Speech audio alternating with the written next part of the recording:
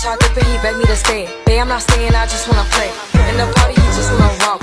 She a baddie, she knows she a 10. Hi everyone, welcome back to Surviving Math with Shan. Can you tell us what we're doing today?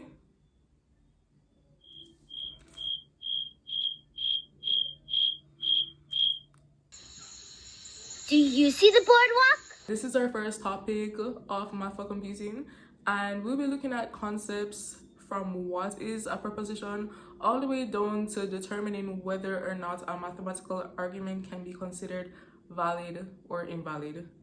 So let's just get into the video. The first thing we should consider is what is a proposition. A proposition is simply a statement that holds a truth value, which can either be true, represented by a capital T, or false, represented by a capital F. And in order to determine if a statement is true or a statement is false, we use some sort of test. So an example of a proposition could be, today is March 7, 2025. That statement can either be true or it could be false, therefore it's a proposition. And if you actually want to know if it's true or false, you'd have to do some tests. In this case, the test would simply be looking at your calendar. Yeah. Another thing we should note is that an opinion, a wish, a concern, a command aren't propositions. So for example, let's say a command, do your assignment. That's not a proposition because there's nothing true or false about a command. So the same thing applies for the wish, the concern, as well as the opinion, but let's look at the opinion a bit deeper. An opinion, we know that it's a statement that can be considered subjective. So let's do an example. We know somebody named John, and John is 5'11". John is tall. Would that be a proposition? No. Why? Because the word tall can be seen differently by everyone. So for example, someone that is 5'2" might view someone that is 5'7" as tall. However, someone that is 6 feet might view someone that is 5'7" as short. So in order for that statement to become a proposition, we would have to set a condition to the definition of tall. So we'd have to be specific. What is tall? Is tall 6 feet and above? Is tall 5'9" and above? So let's say tall means 6 feet and above. And we know that John is 5'9". That statement, John is tall, that could be a proposition now because we're being specific to the meaning, what tall means basically. What is a connective? A connective is a word that joins two simple statements together, two or more simple statements together. For example, Mary is a girl and John is a boy. Our first simple statement, Mary is a girl. Our second simple statement, John is a boy. Our connective would be in between that, therefore our connective is an. And the entire statement would be known as a compound statement or proposition. We move on to truth tables. So what is a truth table? A truth table is basically used for compound statements and is where you list all the possibilities of each simple statement that makes up that compound statement. Here, in order to determine the number of possible outcomes, we use this formula. So we have 2 to the n, where n is the number of simple statements that is involved that makes up the compound statement, basically. So let's relate to our previous example. Mary is a girl and John is a boy. We know that there's 2 simple statements in that compound statement. Mary is a girl, John is a boy. Therefore, all we're gonna do, we're gonna take our 2 simple statements, the 2, and place it in our formula. So n equal 2 in this case. So we're gonna have 2 to the n, and in this case, it would be 2 to the 2 squared, and that would be equal to 4. Therefore, we're going to have 4 possible outcomes. And we can actually list it out in this case. So our statement is Mary is a girl and John is a boy. So our first possible outcome, Mary is a girl and John is a boy. Our second possible outcome Mary's a girl and John is not a boy. Our third one, Mary is not a girl and John is a boy. And our final one, Mary is not a girl and John is not a boy. 4. Here we're letting P represent Mary is a girl and Q represent John is a boy. What if we wanted to basically represent in a symbolic form, Mary is a girl and John is a boy? That takes us to our first connective, and.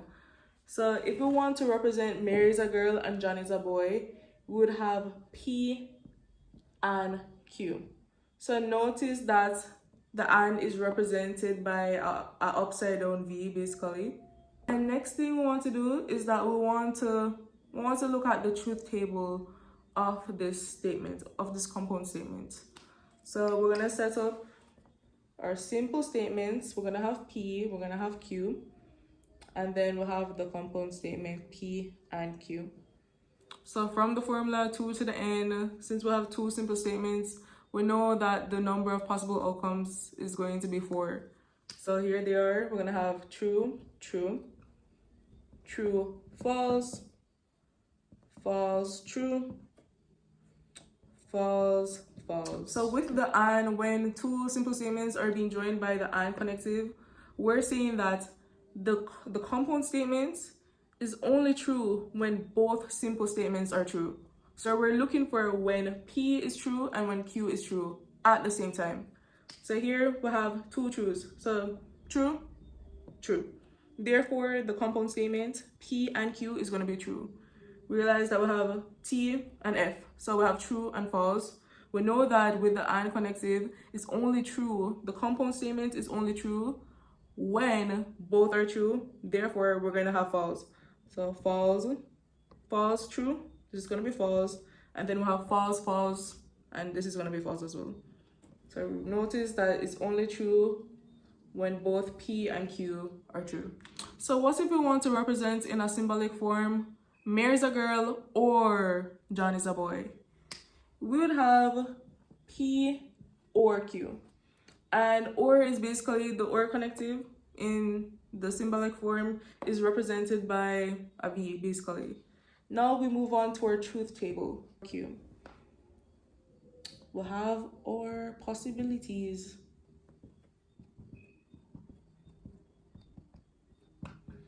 So what we should know about when two simple statements are joined with the or connective, it's true when at least one is true. So if, for example, P is true and Q is false, it's going to be true. So therefore, it's only false when both P and Q are false. So here we have true, true. Since we know with the or connective, it's true when at least one is true. Therefore, if both is true, it's going to be true. So we have our true. We have true, false. This is going to be true. False, true. We'll have one true here, so it's going to be true. However, right here, we have false, false. We don't see any true. Therefore, it's going to be false. And that's our truth table for P or Q. We now move on to implication, also known as conditional statements, also known as if-then statements. So this is the general format we use for implication. If condition, then outcome.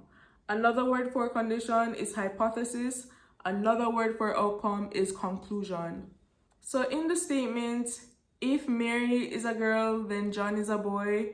Mary is a girl would be our condition, also known as hypothesis. John is a boy would be our outcome, also known as conclusion. If we wanted to write this in a symbolic form, we would have P, because P represents Mary is a girl, implies Q. So here we want to do our truth table for P implies Q. So things we should note, P implies Q is always going to be true when the outcome, Q, is true. Another thing that makes P implies Q true is when both P and Q are false. So here we have it. We're gonna write our possible outcomes. TT, TF, FT, F, F. So as I said before, the outcome P implies Q will always be true when the outcome is true. We'll have true right there as our outcome, so the overall statement is going to be true. We realize that, oh, Q is false in this case, but we'll also have to note that this is true when both P and Q are false. So we'll have false, however we'll have true. Since the true is right here and this is false, it's going to be false. So here we'll have a true as our outcome, we'll know it's going to be true. And we realize that we have a false for our outcome.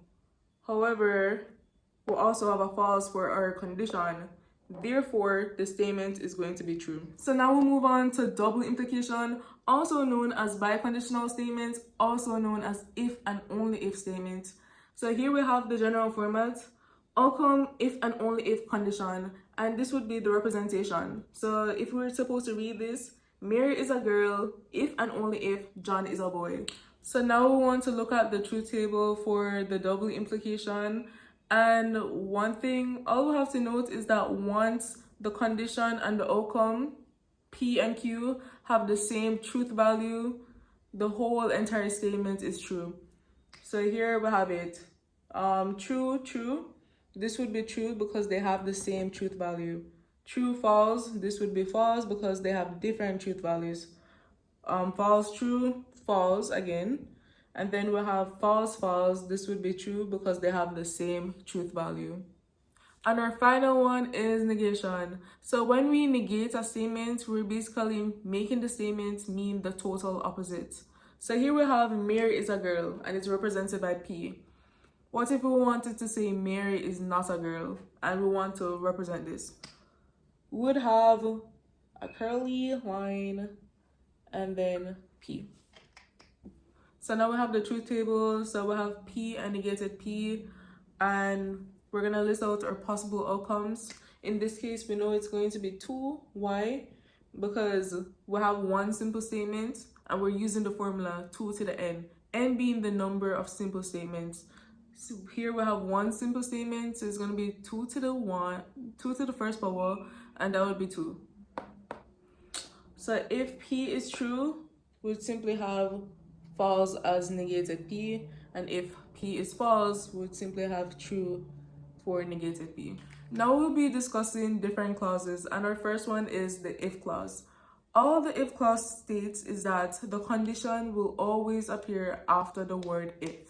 So for example, Alyssa will bring her umbrella if it is raining.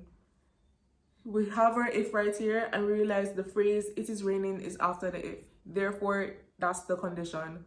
And if we were to write this in the implication form, recall that the format is if condition, then outcome. We know that our condition is it is raining. Therefore, our outcome would be Alyssa will bring her umbrella. And this is what we would have. If it is raining, then Alyssa will bring her umbrella. The when clause. So I call it the if clause 2.0. Why? It's literally the same thing as the if, it's just a different word, when. So we'll have the same thing. The condition always appears after the word when. And we'll have the example, when it is 5 p.m., I will go home. We'll have another example, I will go home when it is 5 p.m. We identified for our condition to be it is 5 p.m. because that's the phrase that comes right after the word when.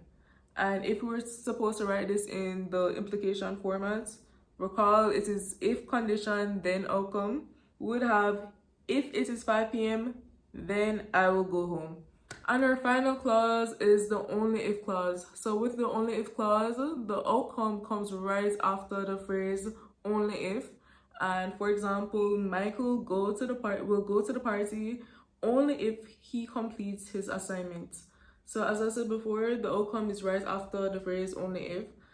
Here's only if, and we have the phrase he completes his assignment. Therefore, that would be the outcome. And if we want to put this in the implication form, remember the general format is if condition, then outcome. So based off this, with the only if clause, it's going to appear in the same order, basically, as the implication form. How it is in the sentence is the same order. So we would have, if Michael goes to the party, then he completed his assignment. Let's talk about necessary and sufficient conditions. For the necessary condition, the condition has to happen for the outcome to happen. For the sufficient condition, the condition doesn't have to happen in order for the outcome to take place. However, if the condition happens, the outcome will definitely happen. So here's our example. We're seeing that P represents Abby passes her COM 1210 exam, and Q represents Abby studies. So we want to find the necessary condition and the sufficient condition. So the necessary condition for Abby to pass her COM 1210 exam is that she studies. We want to represent this in the implication form, where if condition, then outcome. What I used to remember, like basically how to represent it in the implication form, is that I say that it's in the same order. The simple statements appears in the same order as how the implication form would work. So I'm saying that the first simple statement that appears, which is Abby passes her COM 1210 exam, is the condition, and the final one, the second one, is the conclusion. And we would have it as P implies Q. And for the sufficient condition, I call it the switch around. So basically, the one that appears at the end is the condition, and the one that appears like at the beginning is the outcome. So I call it the switch around, so I say Q implies P. So here's two important terms we should note. We have the tautology and we have the contradiction. So with the tautology, it's a compound statement where all truth values are true. With the contradiction, it's a compound statement where all the truth values are false. So here's a simple example of a tautology. We'll have P or not P. If you notice, we'll have the P, then we'll have negated P, so that would be the opposite truth values. So we'll have T, we'll have true, then this would be false. False, then this would be true. Since we know with the or connector, at least one of them have to be true for the whole entire compound statement to be true. We see a true here, we'll have a true there. We see a true here, therefore the whole thing is true. And since all of the truth values are basically true, the truth values are true, all of them are true, it's a tautology. And here we have an example of a contradiction. So if you notice, instead of the or connector, we have the and. And just like we have basically true, false, false, true here, since we know with the and connector, both of the truth values of the simple statements have to be true in order for the whole entire statement to be true. Since that's not the case, we have false for both cases. Since all truth values are false, it's a contradiction. Other things that are important to recall is the contrapositive and the converse. So here we have P implies Q. The converse would basically be P and Q being switched around. So instead we have Q implies P. And for the contrapositive, it's negated Q implies negated P. We have a truth table here, and these are basically our results of the three statements above. And if you notice, P implies Q and negated Q implies negated P have the same truth values. Because you see true, true, false, false, true, true, false, false. Since they have the same truth values, they are logically equivalent. So here we'll be reviewing different statements that are logically equivalent, and our first one is P or P is equivalent to P, and P is equivalent to P. So this is saying that if we have two of the same two simple statements being joined by and or, we're gonna get back that same simple statement. Next one is negation. So if we negate a negated P again, basically, we're gonna get back the original P. I think this is straightforward. So for example, I'm saying the sky is blue. I'm gonna make that my P. Negated P would be the sky is not blue. Negated P would be the sky is not blue. That means that the sky is blue. And that's how the negation one would work. Then we have the commutative. So, commutative means that the order doesn't matter. So we could basically switch around P or Q. And this is when we have the or and the and or connectives, basically. And then we'll move to the associative. That means that you can put the brackets wherever you want. It wouldn't change. It would still be equivalent no matter where the brackets are. But this is when we'll have the same connective being there. Next one is distributive. So we're basically saying that P or Q and R is equivalent to P or Q and P or R. And the opposite is basically, not the opposite, but when you have the other connective, is the same thing basically. And our final one, the most popular logically equivalent statement basically, I would say, is the De Morgan's law. Would you call it the law? Anyways, we'll have the negation sign on the outside, and then in bracket we'll have P and Q. De Morgan's law basically states that we should negate every single thing that's in the bracket, and that includes the connective. So here we have P and Q. We negate P, negated P. We negate Q, negated Q, and we negate the sign. Not the sign, the connective. So the and would turn into a or. And the same thing goes for this case when we have the or connective being between the P and the Q. So continuing, we have P implies Q is logically equivalent to its contrapositive. Negated Q implies negated P. And our final one, P implies Q, is logically equivalent to negated P or Q. This form right here, is really important to remember, especially when you basically reach a point where you want to negate P implies Q. And we'll discuss that in the next videos. What is an argument in math? So an argument is a collection of statements known as your premises that lead to a certain conclusion, and there's two ways we represent this. You can represent it in a vertical way where you have premise 1, premise 2, premise 3, premise n, and that would lead to a certain conclusion, therefore conclusion. Or you could have it in this form where you have premise 1 and you're using your connectives here as well as the implication sign. So we'll have premise 1 and premise 2 and premise 3 and premise n, and that would all imply the conclusion. How do you know when an argument is valid? There's two ways you can determine whether or not an argument is valid, and the first way is that you identify all cases where the premise are true. After identifying all cases where the premise are true, you're going to look for the conclusion, and once the conclusion is true as well, the argument is valid. And the second way is that the complete statement that represents the argument, which is usually in the form P1 and premise 1 and premise 2 and premise 3, all implies conclusion, is a tautology. So here's our example. We want to know whether or not this argument is valid. So our first premise is, I study when it is quiet. Second premise, I did not study. Conclusion, therefore, it is noisy. So the first step we would have to do is that we would basically identify our simple statements. So what's the first simple statement? I study. And we can let P, a variable P, represent I study. Our other simple statement would be it is quiet, so we're gonna let Q represent that. So Q, it is quiet. So now we write our premises as well as the conclusion in terms of P and Q.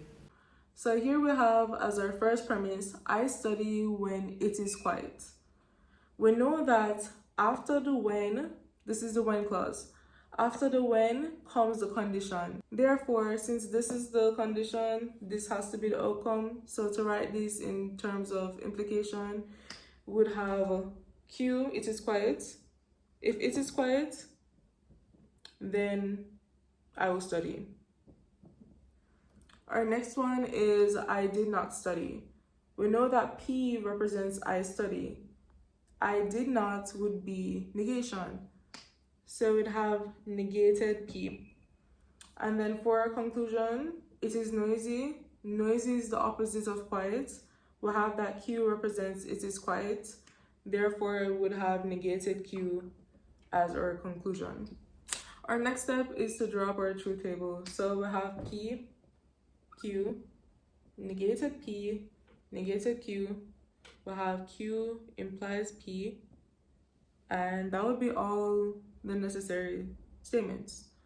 So it's good for us to identify what is our first premise, second premise, as well as the conclusion. So our first premise was P implies Q. Meant to say Q implies P. Our second premise was negated P, and our conclusion was negated Q. So there we have it. Next, we're just gonna do what we normally do and write the truth values. So that's what I'm gonna do right now. So we'll have our truth values. The first thing we have to do is determine the truth values for negated P. So we would have to look at P. So since P is true here, this would be false. Since P is true here, this would be false. Since P is false here, this would be true. Since P is false here, this would be true. And that's for negated P. We move on to negated Q. So since Q is true here, negated Q would be false, false, that would be true, true, false, false, true. And our next one is Q implies P. Therefore, we're technically focusing on P as the outcome. However, we still have to pay attention to the condition, of course. So P. Since P is true there, we know that the whole entire statement is true. P is true there, that's true. We'll have a false here. We'd have to look at the condition. Since the condition is since the condition is true right here, the whole entire statement would be false. Therefore, and then our final one, P is false, Q is also false, so we know it's true. Now we'd have to identify the case where all premises are true. So this is our premise 2, this is our premise 1. We'll have a false right here, so we're not looking at that. We'll have a false right there, we're not looking in the second row either. True, but we'll have a false right there. Therefore that, and we only have one case where both premises are true. So since both premises are true, we'd have to look at the conclusion. And once the conclusion is true as well, the argument is valid. So since the conclusion is true where both premises are true as well, the argument would be valid. So recall the second method we can use to determine if an argument is valid is by determining if it's a tautology. So the argument right here would be Q implies P. So that's premise 1, and premise 2 negated P. And this would all imply the conclusion, which is negated Q. So we'd have to determine whether, like, basically if this argument, this statement give us all truth values, we can know for sure that the argument is valid. Although we already basically determined the argument is valid, we're taking a step further because we want to be super sure, basically. Yeah, we want to be extremely sure. So first thing, we'd have to determine what are the truth values under P. Q implies P and negated P. So here we have Q implies P and we have negated P right here. So T, true and false. Since we have an and connective, we know that both statements would have to be true for the entire thing to be true. True, false, we're gonna get false. True, false, we're gonna get false. False, true, we're gonna get false. And then we have true, true, and that would give us true. So to determine the truth values for the argument, we would have to use this column, which is basically the combination of our two premises, and this column, which is our conclusion. So this column implies this column. And we know implication. So we have false, and we have false right here. Therefore, it's true. We have true, and we'll have false right there. We don't even have to look at the condition for this, because once the outcome is true, the whole statement is true. But yeah. Okay, so we have false. Our condition is also false, therefore it's true. And then we have true, the whole statement is true. So what do you notice? Since all truth values are true for the argument is therefore considered valid. Although we already knew that, but If you want to take it a step further and do this method just to be sure, that's okay. I'm out.